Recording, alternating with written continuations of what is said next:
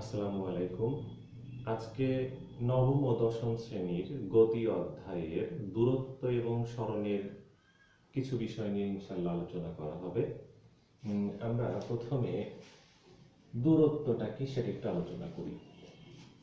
সময়ের সাথে পারিপার্শ্বিকের সাপেক্ষে যদি কোনো বস্তুর অবস্থানের পরিবর্তন ঘটে, সময়ের পরিবর্তন হচ্ছে সেই সাথে যদি কোনো বস্তুর অবস্থানের পরিবর্তন ঘটে যে কোনো দিকে, তাহলে সেটা হবে দূরত্ব।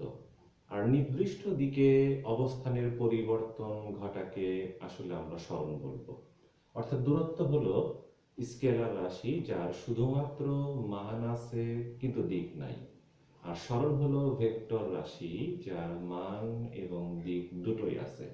আচ্ছা, এটাকে একটু ব্যবহারিক তাৎপর্য আলোচনা করা হোক। দূরত্ব ধরলাম এইটা এইটা এ বিন্দু, এখান থেকে কেউ যাত্রা শুরু করে এইভাবে আঁকা বাঁকা পথে ঘুরে এইখানে এসে তার যাত্রা শেষ করলো, এটা হলো বি বিন্দু। এখন যদি বলা হয় যে এ থেকে যাত্রা শুরু করে সে যদি বি বিন্দুতে আসে তাহলে দূরত্ব কত আর সরণ কত, তাহলে এই এ থেকে যাত্রা শুরু করে আঁকা বাঁকা পথের টোটাল যে দূরত্বটা পাবো সেটাই হবে তার মান।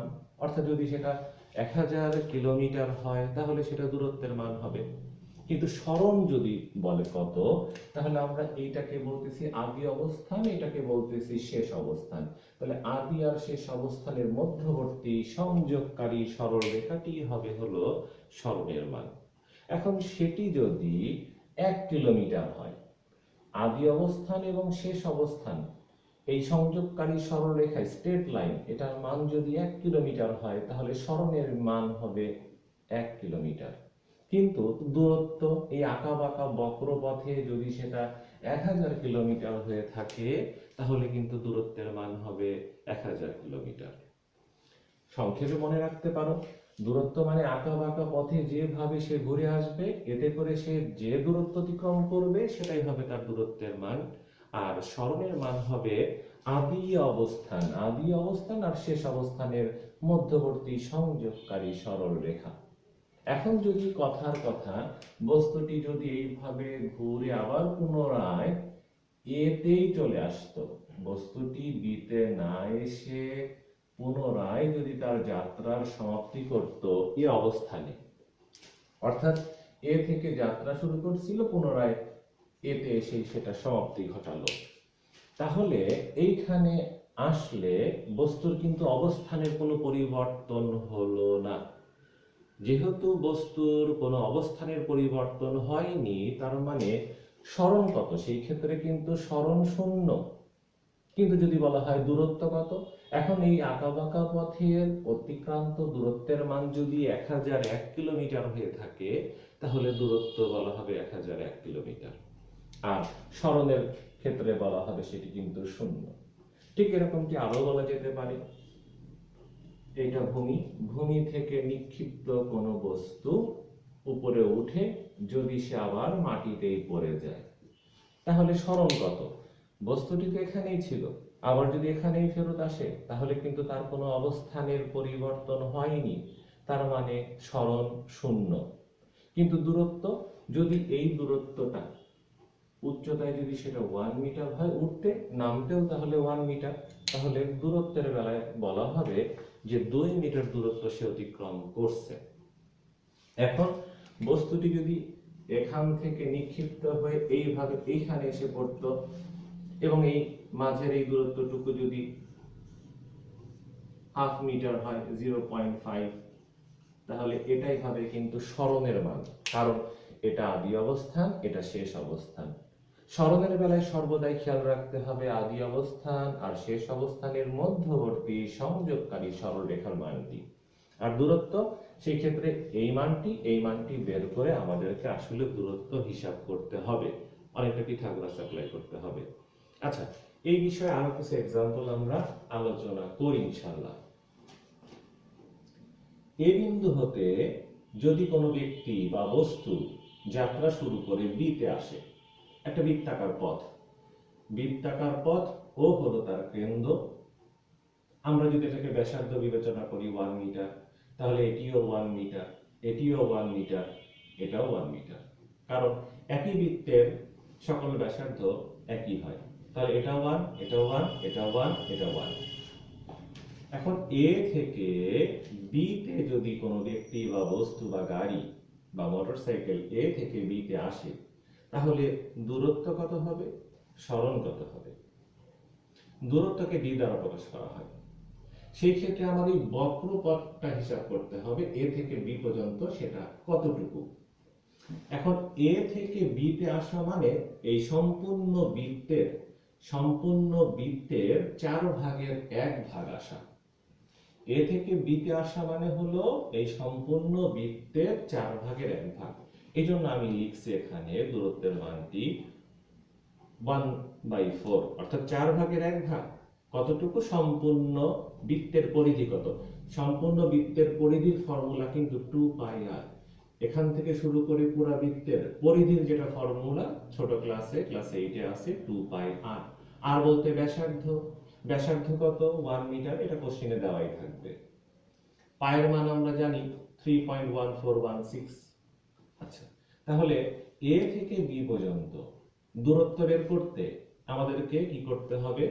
সম্পূর্ণ পরিধির সে কতটুকু আসছে? 4/1। 4/1 সম্পূর্ণ পরিধির। তাহলে হিসাব করলে এই মানটা চলে আসে। এখন যদি বলা হয় এ থেকে বি তেই আসছে, সরণ কত?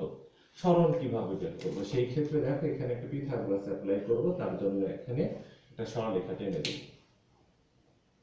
খেয়াল করো, এইখানে একটা 90 ডিগ্রি কোণ উৎপন্ন হলো, এটা অতিভুজ, এটা লম্ব, এটা ভূমি। তাহলে পিথাগোরাসের সূত্র অ্যাপ্লাই করলে হবে ab² = ob² প্লাস oa²। অর্থাৎ এখানে সরণের ভ্যালু যদি আমি আলোচনা করি ab² সেটাকে রুট করলে মানটি বের হয়ে আসবে। ab² অর্থ ab² হবে oa² plus ob²। oa² plus ob²।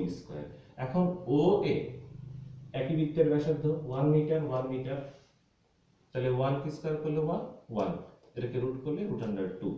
তাহলে এ থেকে বি তে আসলে সরণকে আসলে এস দ্বারা প্রকাশ করা হয়, ডিসপ্লেসমেন্টের এস। তাহলে সরণ হবে 2 মিটার। একটু খেয়াল করে, এগুলো নৈবিত্তিকে আসে। সরণ হবে 2 মিটার এ থেকে বি তে আসা, আর দূরত্ব হবে কিন্তু এইটা। এগুলো খুবই খেয়াল রাখতে হবে, নৈবিত্তিকের জন্য দূরত্বের মান কিন্তু এইটা, সরণের মান কিন্তু এইটা। আচ্ছা, কোশ্চেনে যদি এমনটি আসে এ থেকে সি তে আসলে, এ থেকে সি তে আসা, তাহলে দূরত্ব কত এবং সরণ কত? এ থেকে সি তে আসা মানে সম্পূর্ণ পরিধির অর্ধেক, এই টোটাল সার্কেলের অর্ধেক আসছে, তার মানে সম্পূর্ণ পরিধির অর্ধেক, তাহলে মানটি আসবে দূরত্ব। আচ্ছা, এখন সম্পূর্ণ পরিধি 2πr, এটা মানে সম্পূর্ণ পরিধি তার অর্ধেক, তার মানে এ থেকে সি তে আসলো 2, পায়ের মান 3.1416, ব্যাসার্ধ আর 1।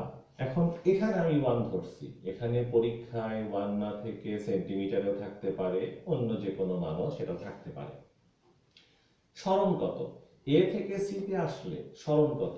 তাহলে দেখেন স্যার, এইটা আদি অবস্থান আর এইটা হলো শেষ অবস্থান। তাহলে আদি অবস্থান আর শেষ অবস্থানের মধ্যবর্তী সংযোগকারী সরলরেখাটি হবে হলো সরণের মান, মানে এইটুক প্লাস এইটুক, 1 মিটার প্লাস 1 মিটার, তাহলে 2 মিটার। দেখেন 1 মিটার 1 মিটার = 2 মিটার। তাহলে এ থেকে সি তে আসা মানে কিন্তু সরণের ভ্যালু আসছে 2 মিটার। কাজে এটাও কিন্তু নৈবিত্তিকের জন্য গুরুত্বপূর্ণ যে এ থেকে সি তে আসা দূরত্ব কত, এ থেকে সি তে আসা সরণ কত। আর একটা দেখেন, এ থেকে ঘুরে যদি ডি তে আসে, তাহলে আসলে দূরত্ব কত এবং সরণ কত? এ থেকে যদি ডি তে আসে, এটা মুছে দিই, তাহলে এ থেকে ঘুরে এসে যদি ডি তে অবস্থান করে, তার মানে সে সম্পূর্ণ বৃত্তের 4/3 অতিক্রম করছে। 1 ভাগ, 2 ভাগ, 3 ভাগ, 4 ভাগ। 4 ভাগের মধ্যে কত ভাগ এসেছে? 4 ভাগের মধ্যে কিন্তু সে 3 ভাগ অতিক্রম করছে, এই জন্য লিখলাম 4 ভাগের 3 ভাগ ইন্টু 2/r, মানে সম্পূর্ণ পরিধির 4 ভাগের 3 ভাগ সে অতিক্রম করছে। সেই হিসেবে কিন্তু মানগুলো বসিয়ে দিলে আমি এত পেলাম। কিন্তু যদি বলে সরণ কত, সেই ক্ষেত্রে আসলে আমি আবারও পিথাগোরাস অ্যাপ্লাই করব।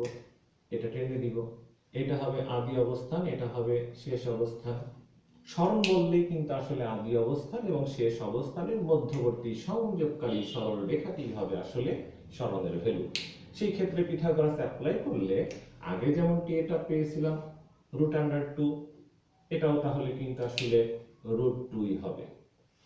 এখন যদি প্রশ্নে আসতো এ বিন্দু থেকে যাত্রা শুরু করে বৃত্তাকার পথে ঘুরে সে যদি এতেই আসে, তাহলে দূরত্ব কত, সরণ কত? এ থেকে যাত্রা শুরু করে যদি আবার পুনরায় এতে আসে, তাহলে দূরত্ব হবে সম্পূর্ণ পরিধি সে ঘুরছে, তার মানে 2πr।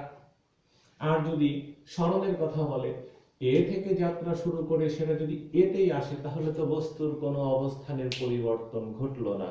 অবস্থানের পরিবর্তন না ঘটলে সরণের মানটি হবে 0, তাহলে 0 মিটার।